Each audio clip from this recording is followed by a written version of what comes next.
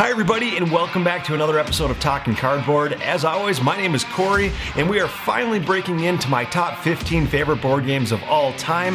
I have a special treat coming up later this week as well, when I break out the last two videos of my top 50 series. When I get into my top 10 favorite board games of all time, I'm actually inviting a few of the other members of Talking Cardboard. We'll have John, Jerch, and Ryan. So 3 other members of Talking Cardboard breaking into their top 10 favorite board games of all time as well. So we'll have a bunch of different games that we'll be discussing, and you'll get to see all of their favorite games too. So that'll be a lot of fun. But for now, this is into my top 15. So I'm going over my games number 15 down to number 11 in today's video. I hope you enjoy.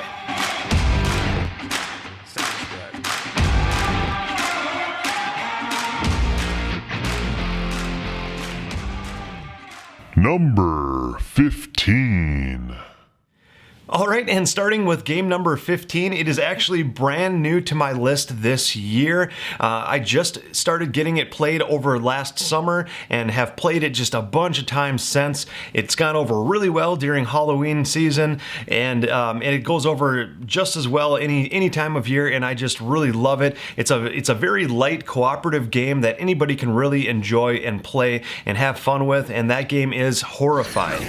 So in Horrified, everybody gets their own character at the beginning of the game. Each character has its own special ability on how you can help defeat and get to your overall goal to win the game cooperatively.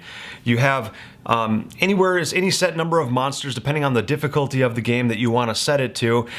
So 2 monsters at the beginning of the game is easy, all the way up to you can have 3 or 4 monsters, and so 4 is pretty much at the hardest level that you want to try it at. But basically, the different monsters come from the Universal horror movies system. So you've got Frankenstein and Bride of Frankenstein. You have the Wolfman. You have the Mummy. You have Dracula, and all the famous monsters, and each one of them has a different set of objectives that you need to complete in order to defeat that monster. And once all the monsters are defeated cooperatively, you win the game.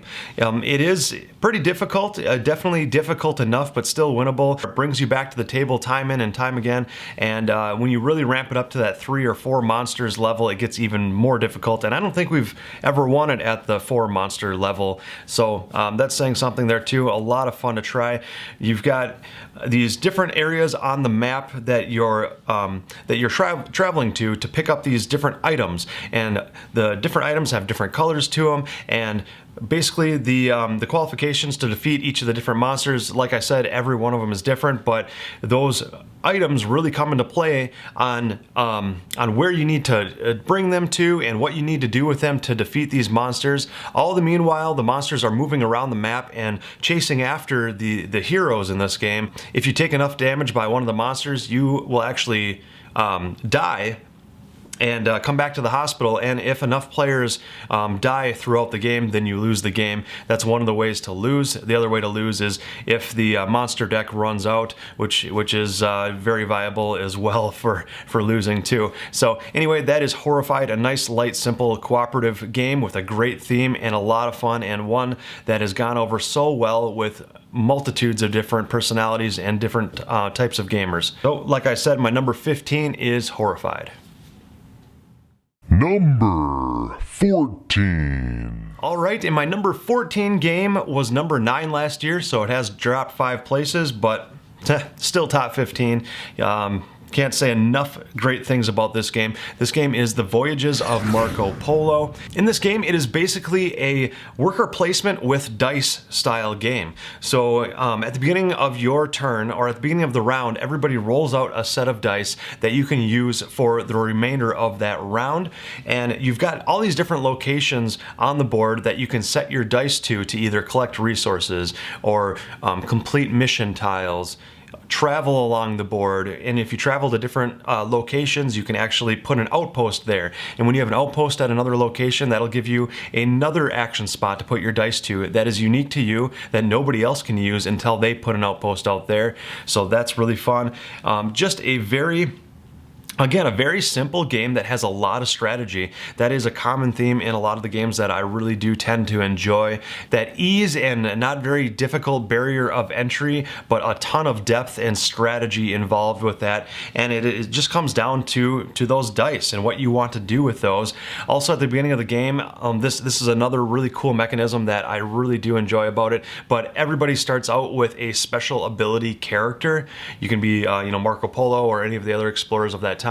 But basically the ability of that character is so powerful that you would think it's broken, that it actually breaks the game. But everybody is given an extremely powerful ability, so everybody starts off on a level playing field. The game feels very balanced, but yet you're just given this very strong power to try to exploit throughout the game to really help you get the most points. So that is Marco Polo. I can't say enough great things about it, and if you haven't tried it, definitely give it a shot. Number 13. All right, and my number 13 favorite game is actually brand new to the list. It is pretty much a sequel or a successor to an earlier mentioned game when I mentioned Trois on my list, because it's pretty much the same type of game, just with a little bit more thrown into it, and this game is Black Angel. So Black Angel just came out last year, so it is a fairly new game, a really new game, and I've got it to the table multiple times since picking it up. And like I said, it is basically a sequel to Trois, where again, you've got dice that you're rolling to then place them on the board to do different actions. So again, it is a dice worker placement game. Sensing a common theme here, I really do like my dice worker placement games. They're just a whole lot of fun. But the theme of it is that you are on humanity's last spaceship being sent off to another planet because Earth is no longer habitable. And when you reach this new planet, you are then going to start a new society and start humanity once again. You are on a ship, on a spaceship, trying to get to the planet Spess, and as you're traveling through space, a bunch of different things are happening. You've got everywhere from these maniacal robots invading the ship, and as they're breaking their way into the ship, you're trying to fight them off. As you're fighting off the robots, you are actually clearing the spaces, so because as these bad robots are attacking, they attack certain sections of the ship, and the more that they attack, the weaker that worker placement spot gets. So if you can fend those off and fight those robots away and destroy them, you are actually opening up to those action spots to their full effect again. Actually, my favorite part of the game is sending off this little spaceship out onto the map, out in space, and you're habiting these different locations in these different planets throughout space. And when you take control of that planet, that'll actually give you either a special ability or victory points. So some of the locations actually want to benefit from falling off of the map, and the way that works is the map is actually like a conveyor belt, and as the map rotates,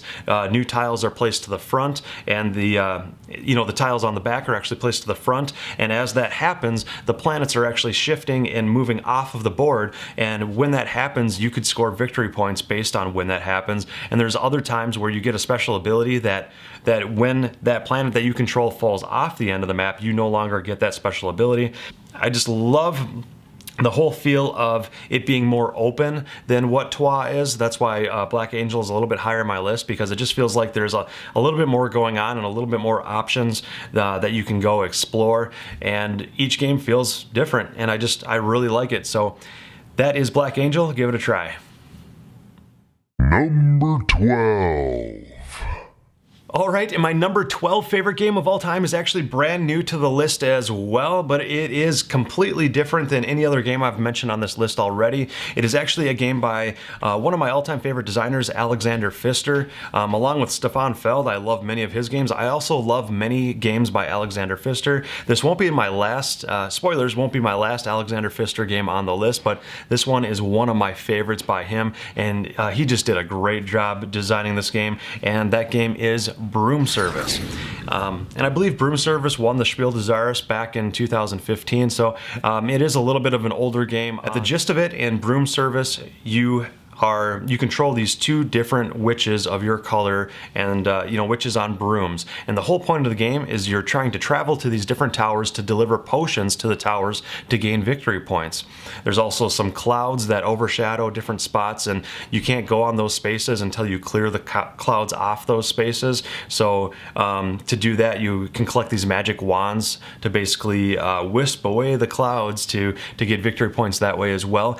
But the cool part about this game is that it is a great hand management game. Everybody has the same starting set of cards in their hand, and for the round, they can only choose 4 of those cards to use for that entire round. So everybody chooses 4 cards in secret that they want to use, put the rest of their hand off to the side, and they use those 4 cards for the round. And what makes that really fun is that when it's your turn, you have to choose one of those cards to play. And when you play the card, you immediately have to say whether or not you're going to do the cowardly action or the brave action on that card. Every card has 2 different actions, a cowardly or a brave. The cowardly action you get to resolve right away, and you get that immediate benefit. The brave action is just that much better. It's kind of like the cowardly, but it adds so much more to the action, and you get so many more potions or items or a better effect out of it, much over the cowardly action. But the thing that's really cool is that if you choose to do that brave action because you just really want all those goods, and you want to risk doing that, if somebody else around the table, as you go in player order, has that same card in their hand, they can then play that as the brave action, and that completely cancels out your card. And basically it keeps going around the table. The more people that play brave, it finally gets to the last person who had that same card in their hand, and if they chose to do the brave action, then nobody else gets to do that except for the very last person to choose brave on that card.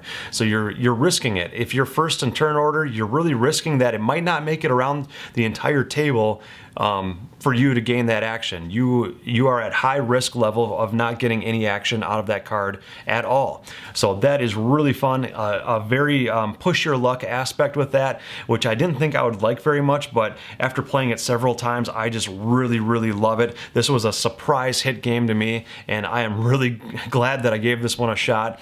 If you've been on the fence about buying this game or giving it a try, look no further than this video here, and take my word for it that it is truly a great game, despite maybe its theme that's off-putting, or the artwork maybe is off-putting to you, or the simplistic mechanisms in the game. I don't know.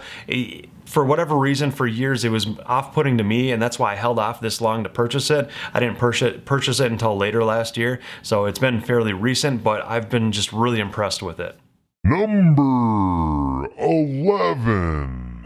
All right, and the last game on my list today is number 11, and it was actually number 28 last year, and number 11 this year, so it has risen quite a bit. And there is a couple caveats with this number 11 that I will discuss right now. It's not truly the same game that was number 28 last year. It is a newer version of this game, and let's just get right into it. It is Clank Legacy. So I love all the different versions of Clank. The original is great. All the new maps and expansions for the original is fantastic. Clank in Space, I think I like even better than the original. And that's saying a lot, because the original is just amazing to me. But Clank in Space is probably even a little bit better. And then also Clank Legacy. Now that I've been playing that, we're almost all the way done with the campaign. I can say already that it is probably one of my favorite ways to play Clank. But really, I could play any of the versions. The game that was number 28 on my list last year was just the original version of Clank, the very first fantasy setting game that came out. But since then, I've gotten a bunch more plays of that to the table. I've gotten a bunch of plays of Clank in Space on the table. And like I said, we're almost all the way through the entire campaign of Clank Legacy, and I just love them all. Clank is, for those of you who don't know, is a deck building game with a player board. So as you're building your deck, you're getting better and better cards to then send your person out around this map on the board. You are going around collecting treasures and basically trying to heal yourself as the dragon attacks as well, because there are these different dragon attacks that work in this way. I'll get into that right now, and that's really fun about this game too. It's kind of a push your luck with this, but there are cards in your hand that as you play them, they add clank to a clank pool because you're making noise around the dungeon or you're making noise around the caves. And as you make noise, you have to add more clank cubes to the clank pool. Well, when a card flips over eventually that has a dragon on it, that means the dragon is going to attack.